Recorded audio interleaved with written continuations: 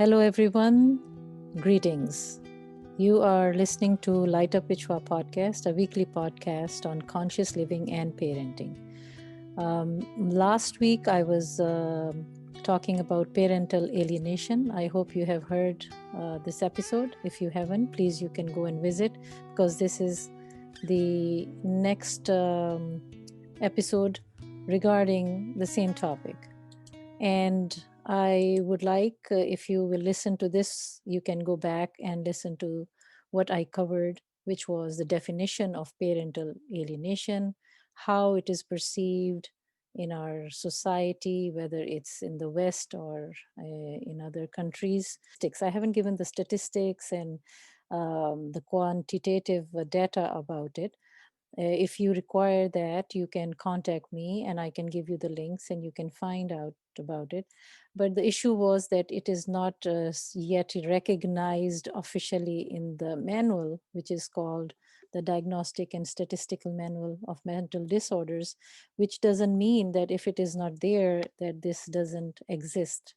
This situation, this condition exists very much like many other situations and conditions and behaviors that we have not officially recognized, but they are there. So I do not want to dwell on my episode, which I have already covered.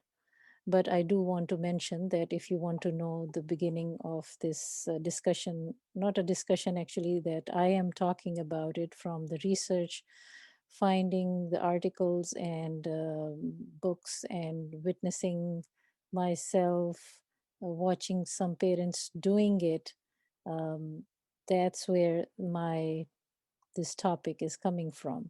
It's very hard sometimes to really identify that how and where it exists, and that's why all the articles you will find discuss that there is no definite clear line of finding out, but there are ways to find out, and that's what we are going to talk about. We did talk about the symptoms about of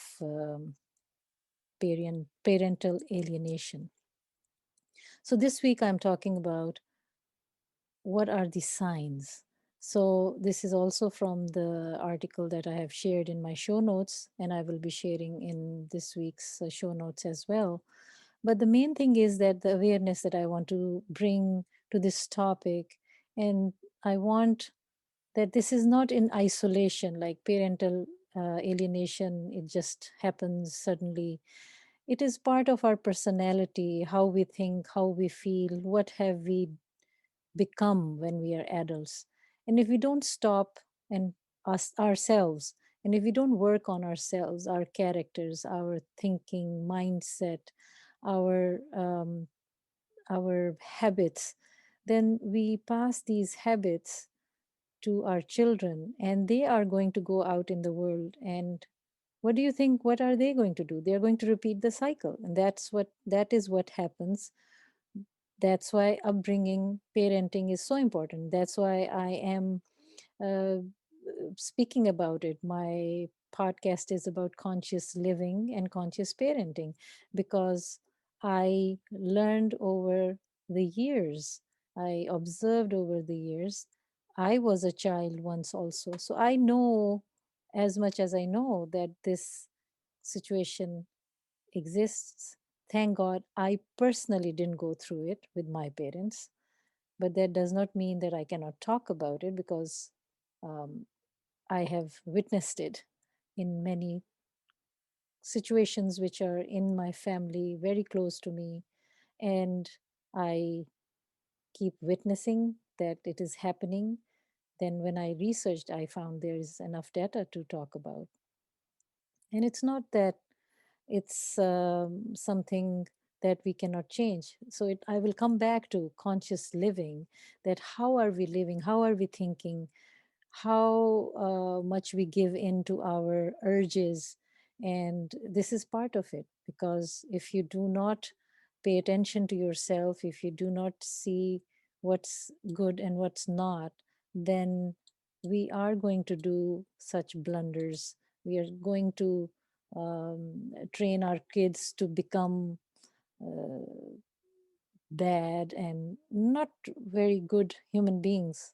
And when once they are out in the world, they act and behave according to what they have seen, and that's what happens. And that's why we have what we have. So that's why we need more people who are good people, who are working on themselves and can help reduce these type of conditions and symptoms out out of hundreds and many such bad habits and mindsets that we have, uh, without going into much, just naming a few, like narcissism or self-centeredness, or being not very empathetic, and all those situations and behaviors, I would say, are there. So how to not have that or reduce that in our society? Doesn't matter where do you live, who you are, what color of skin you have, what faith you follow. As a human being, I'm talking about it. But I do know that my faith does um, help me to train and develop into a human being, if you follow, to avoid and not to do all these bad or negative things. And I think most of the faiths must be um, teaching that. But I will talk about the faith that is natural, that is universal. So, anyways, let's get into what are how can we tell that if parental alienation is taking place? I also mentioned last week that there are symptoms. So the symptoms, if the symptoms are there, then that is also um, a way to know that this is happening. But then the article that or articles that I actually refer to out of and the references will be in the show notes, they mention that there are ways to figure out if it is existing, because sometimes we can misunderstand, you know.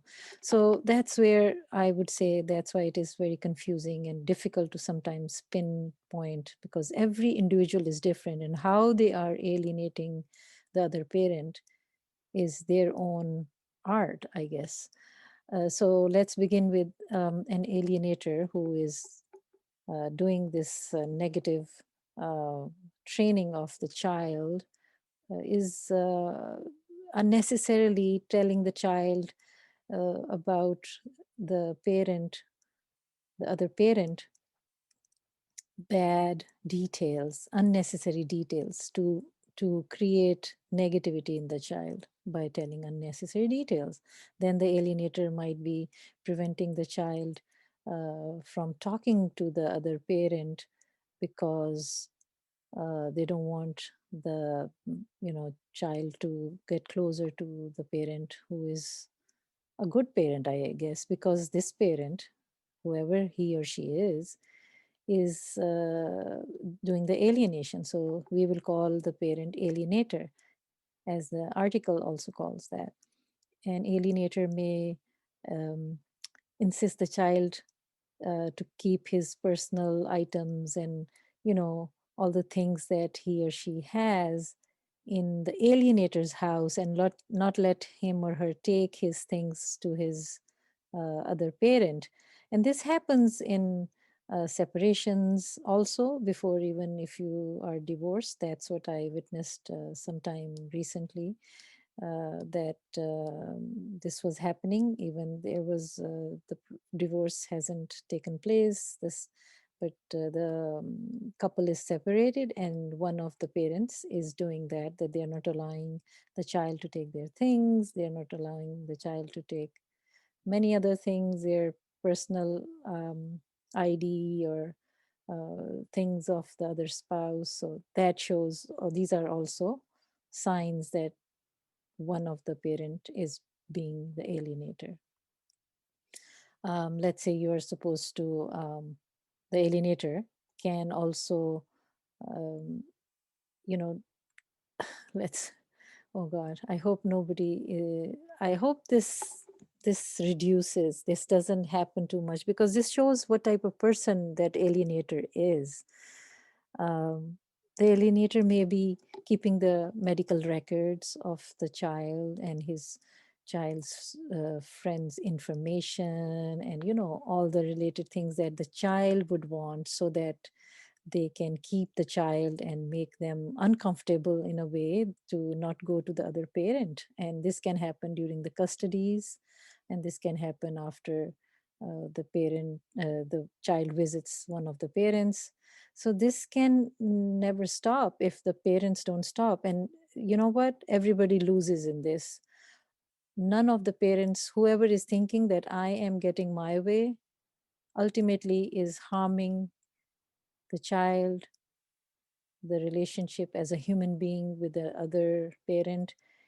And I would again bring this point, and I'll continue to bring this point in my podcast, and I have already written in my show notes that, you know what, we are answerable, we are accountable for every intention and every action we do. You don't have to believe me, but you can maybe over the years, if you have a chance, to evaluate that this happens. This is the universal law. We cannot run away from it.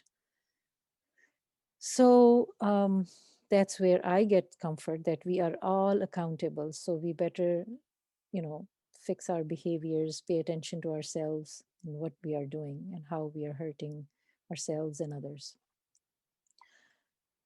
A couple of more points: that the alienator becomes so controlling of the relationship of the other parent with the child. I mean, for example, that the, the alienator is monitoring the calls and not letting the child to, um, call, because he or she is brainwashing them.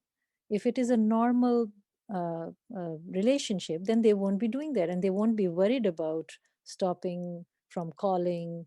And this is exactly what I witnessed. The one of the parents was not doing it. So there is a story about it, that one parent was not stopping them from calling.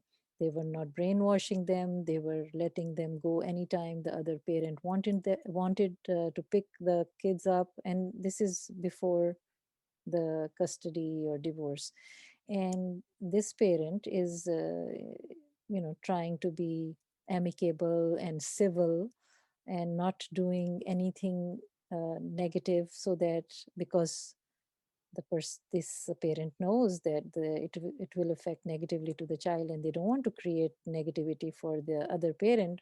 But when the children used to go to the other parent, the alienator, was doing everything that we are talking about as an alienator. And he or she was doing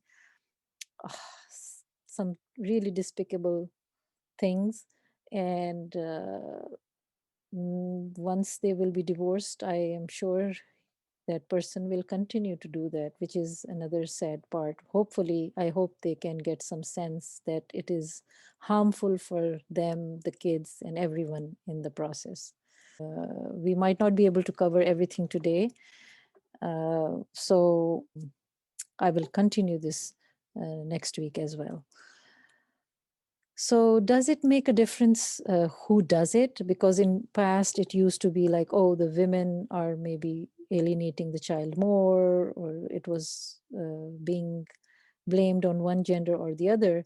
I personally believe that it was because, and the article also talks about, and I can talk about it from the societal point of view, from the cultural point of view, because I have lived in multiple cultures and I belong to a diverse cultural background.